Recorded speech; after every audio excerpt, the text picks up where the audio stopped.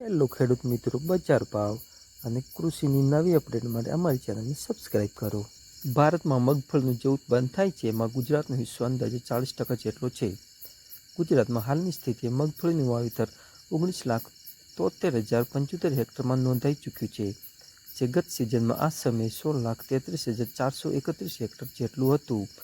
આમ ગત સિઝનની સરખામણીએ ગુજરાતમાં મગફળીના વાવેતરમાં અંદાજે 15%નો વધારો નોંધાયો છે. રાજકોટ, અમરેલી, દેવભૂમિ દ્વારકા, જૂનાગઢ, જામનગર, ભાવનગર, બનાસકાંઠા, સાબરકાંઠા અને કચ્છમાં સારા એવા પ્રમાણમાં મગફળીનું વાવેતર થયું છે. ગુજરાતમાં જે ગતિએ મગફળીનું વાવેતર વધ્યું છે એ જ ગતિએ કપાસના વાવેતરમાં ઘટાડો નોંધાયો છે.